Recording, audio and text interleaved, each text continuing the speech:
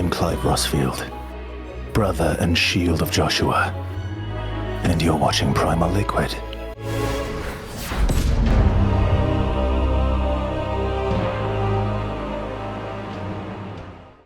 What's going on, everybody? I'm Primalliquid, and we have a little bit of a different sort of video here today.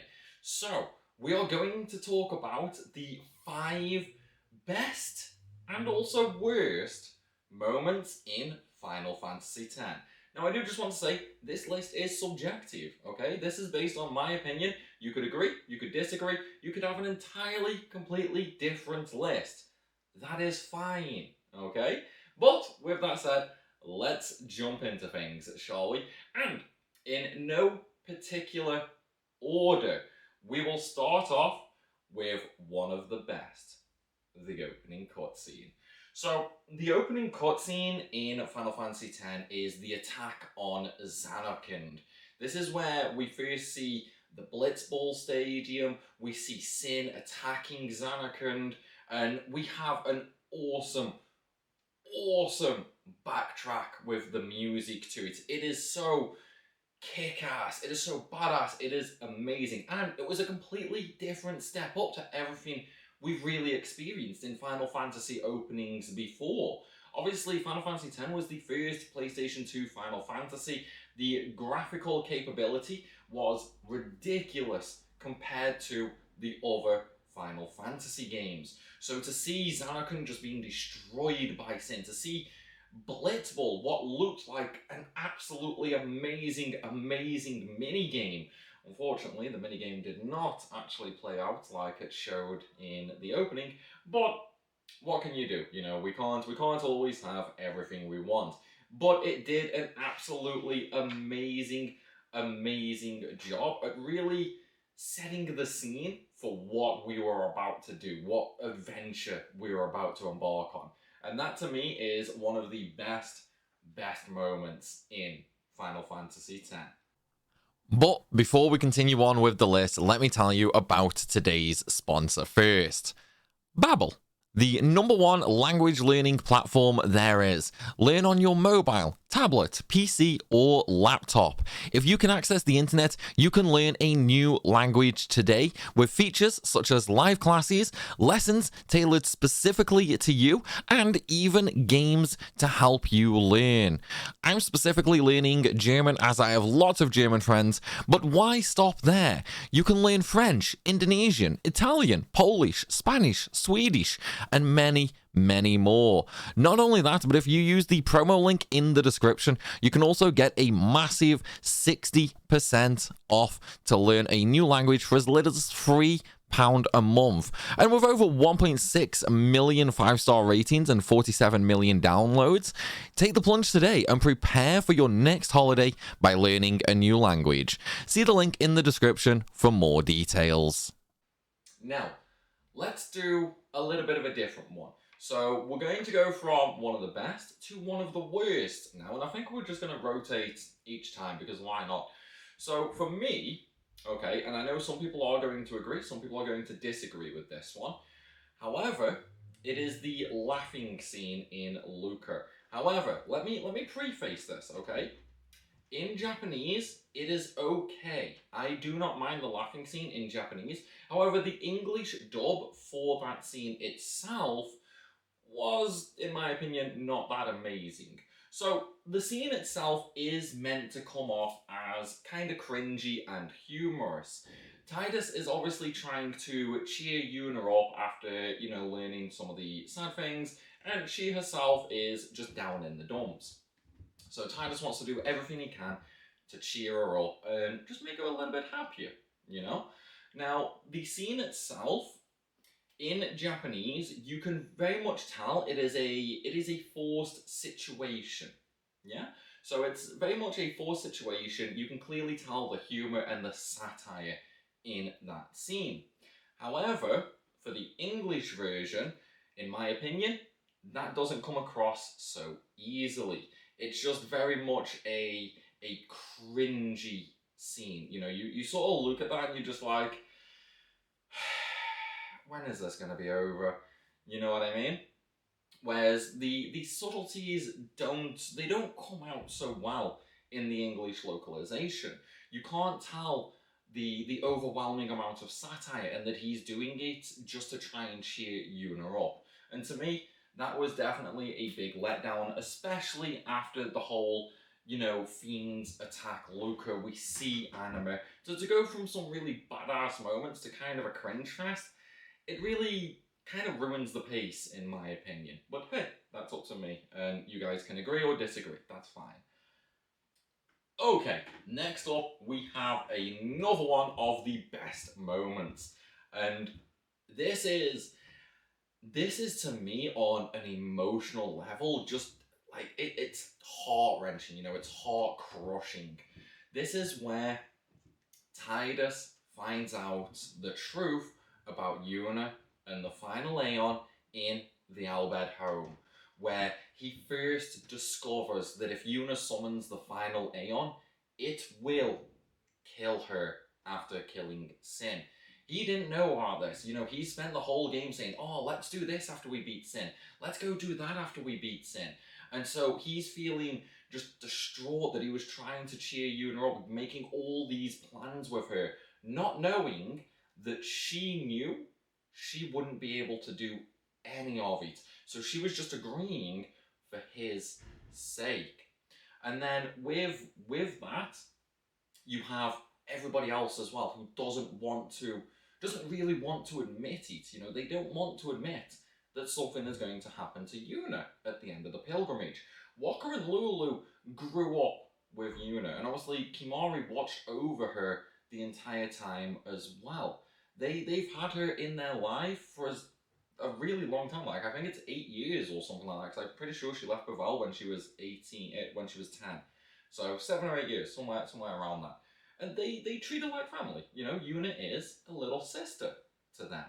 So they knew all along what would happen to her. They tried to dissuade her, but obviously Yuna is stubborn. But then when it all comes out, you just have the emotional rush, you know, and you can't help but feel sympathy for Tidus, because he very clearly has feelings for Yuna. That is very clear.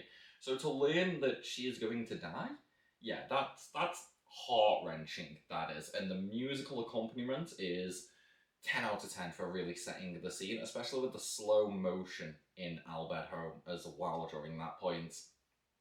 Right, now we move on to another one of the worst. And this is going to be the last of the worst, I think. This, I'm pretty sure a lot of people will agree with, to be honest. This isn't even a story point. This is a gameplay thing. To me, one of the worst things is the Cloister of Trials. Now, I'm not even talking Baval, Mokkolonia. I'm not talking about them specifically. I'm talking about the cloisters as a whole. Now, I know they're meant to be a little fun puzzle and things like that. The problem is, they aren't that fun. Once you figure them out, there's no fun there. It's just kind of tedious, you know? But, obviously, you know, it is a Final Fantasy game. It does need some puzzles, like every game before it has. Unfortunately, the Cloister of Trials on a second playthrough, third playthrough, 100th playthrough, they are so lackluster and so annoying that you dread every single time you are coming up to it, especially if you're getting all of the destruction spheres as well to get anime, because that means you have to do Mokkolonia twice, you have to do Baval, and Baval is a whole different ballpark with the back and forth, and it's just really, you know what I mean? It really takes away from the game, especially Mokkolonia and Baval specifically. Mokkolonia, you've obviously just killed Seymour, you're fleeing from the Guado, but I know, let's stop running away and do a puzzle. It just ruins the pace. Same with Baval, you know, we've just escaped the wedding, you know, Yuna's flew off to the temple, we're escaping from all the guards and the maesters and Seymour, and then we eventually get to the temple, and we suddenly have enough time to just do a puzzle. And then 5 minutes later, once we do it, we just get caught by the gods. Anyway, who apparently just skipped it. So, That to me is absolutely one of the worst things in the game. Okay, now we are moving on to the best thing. And I saved this one for last because to me, this is the best thing about Final Fantasy X. I am talking about the relationship between Yuna and Tidus, especially with the ending of the game. You can see the connection they've built up across the whole game. Like, at first, Yuna was worried about her disappearing once they defeated Sin. And then Tidus was worrying about Yuna disappearing once they beat Sin.